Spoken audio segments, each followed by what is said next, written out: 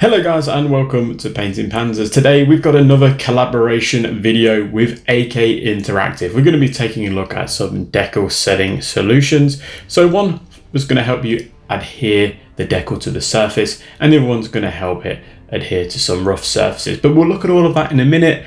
We have already covered a AK paint range. I would recommend watching that. That was another collaboration with AK Interactive. But today we're going to check these out. So stick around, see if they're any good.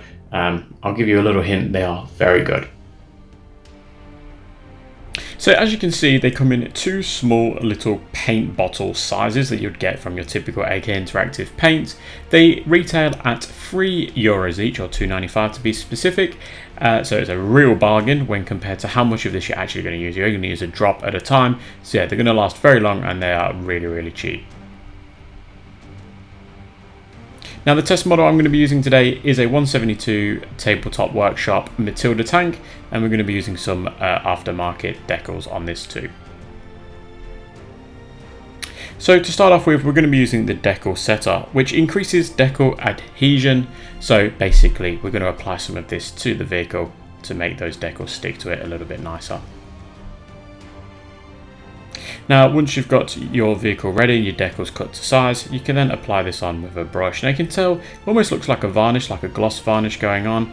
I don't believe it dried too glossy, so I don't think it's an actual gloss varnish. But I never like to add too much onto the surface. Now I'm not sure if it makes much difference if you've got too much on or not, but you can see here I'm just removing some of the excess there because I don't want it all on there, just in case it affects the model or not. I don't think it does, but it's just my OCD getting in the way there. Now it's actually doing the job really nicely. This decal is adhering to the surface really nicely. I'm actually having to use a bit more water than I ordinarily would do just to make sure that I can get it into place, just because it is adhering to the surface. So it's really good. If you didn't have such a long bloody decal, you would be really enjoying it. It's becoming a bit of a pain in the bum for me just because I'm having to fight with that decal that's adhering to the surface by adding a bit of water, but that's purely because of the length. Now once you've given your decal a chance to dry and you've dried it out using a cotton bud or a brush, you can then apply some of the decal softener. Now the decal softener smooths the decal to adapt to any recesses or raised surfaces. So you really want to be focusing this all over the top of rivets, if you had some sort of zimmerit, any of that sort of stuff, but you can also do it on flat surfaces as well. So that's what I'm going to be doing. I'm going to be applying it to the flat surfaces as well, hence why I'm just doing this whole red band. I'm also going to focus on the dangerous decal, give that a little bit of a coating of that too. It's a really good practice. It somewhat helps it melt to the surface. Now you might notice that you need a couple of coats of this. If you leave it for a few minutes, you will start to see, especially if it's on a regular surface, that it's just going to start to adhere to the surface. Now you can use a cotton bud like I am now, try and use a better one, so you don't get all the fibers, to sort of persuade it to adhere a little bit quicker. That's why I'm pushing it down, but I'm being gentle with it. I'm also using some tweezers. It's another really good little hack to get that to adhere to those rough surfaces. You can see there we've got a rivet that it's going over the top of. We've also got this little like vent hole here that it's going inside of, so I'm just pushing it in just to work it. You will see that it will conform very nicely, especially if given a little bit of persuasion. We've got a couple of rivets here that it's going over. This one is a really good example. It's going right over the top of the rivets there, as well as another one there, and you can see it's a little bit of a bubble there, so I'm just using the tweezers just to squeeze out the little bit of excess there. You can use a little pin if you think it's trapped, just to pop it and let it seep out. But yeah, overall it's just doing the job really, really nicely. And then this is what it looks like with a gloss coat over the top.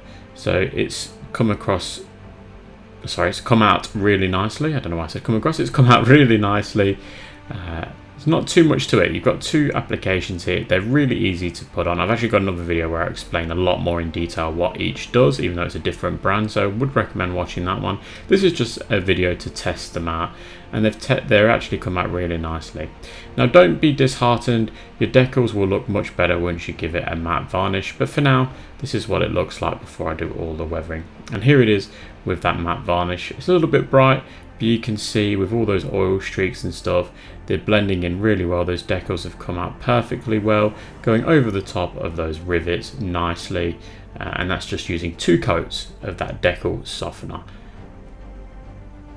So would I recommend these 2 bits of decal aid equipment, I'll call it? Absolutely. They are fantastic, a lot cheaper than the competitors, especially the really popular ones like Micro Sol and Micro Set.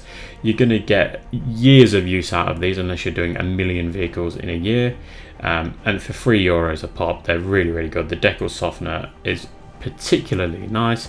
You can see here that it's gone into that hole perfectly well, or both holes I should say, and that was just using those tweezers. You can see it's gone over the rivets really well. Yeah, very happy with how it's come out. I think it's such a bargain for $3 or €3. You just really can't go wrong. You can see I'm just highlighting some of the rivets there, some of those nice little bumps that it's adhered to. Those are regular surfaces.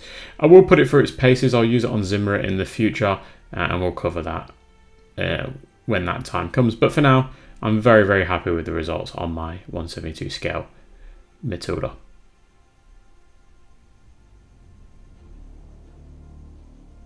So there we have it.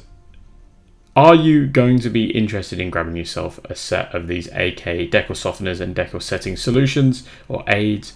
Again, I would highly recommend it, especially if you're putting in an AK order already. What's €3 extra, or €6 to get both? I think it's a pretty good little bargain. But anyway, a massive thank you goes to AK Interactive for sending me out this sample, as well as the collaboration that we've done. This is the end of the collaborations for this particular range of stuff that they've sent, but be prepared for a lot more in the future. I've thoroughly enjoyed working with AK Interactive, and hopefully this is a relationship that will just blossom from here.